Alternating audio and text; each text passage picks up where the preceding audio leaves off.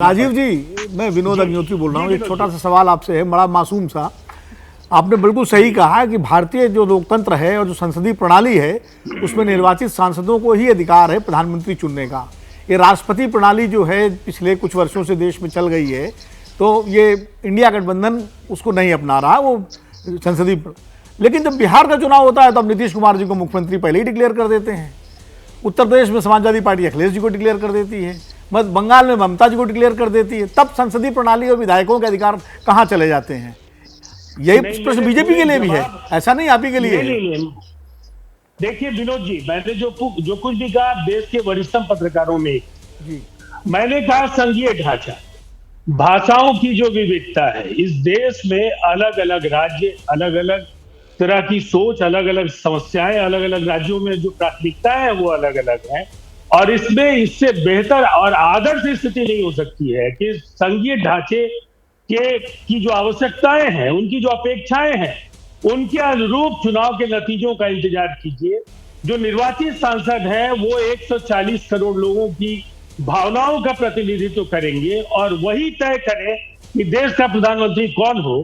तो इससे बेहतर और आदर्श स्थिति कुछ भी नहीं हो सकती। यही प्रश्न मैं अजय आलोक जी से भी करूंगा कि आप राजस्थान में घोषित नहीं कर रहे हैं चेहरा, और देश में चेहरा आपके पास है।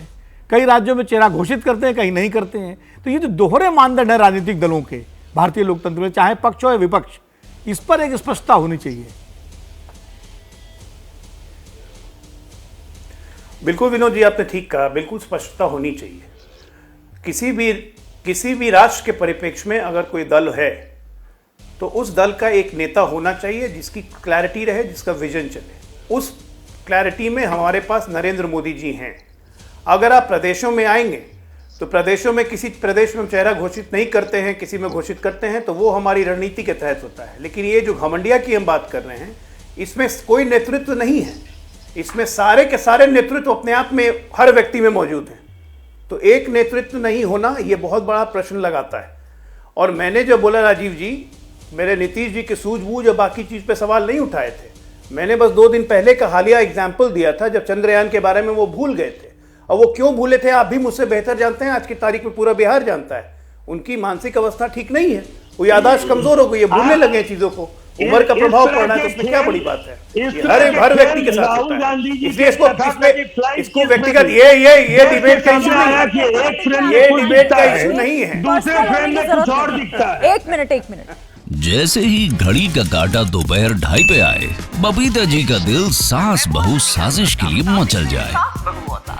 और ये है इनकी बहू, पूरे दिन ऑफिस की टेंशन हो जाए गॉन जब ये करें अपना फेवरेट शो फ्री टाइम पे ऑन। इनकी तरह आप भी देखें अपना फेवरेट शो अपने टाइम पर और डाउनलोड कीजिए एबीपी लाइव ऐप अपने स्मार्ट टीवी पर।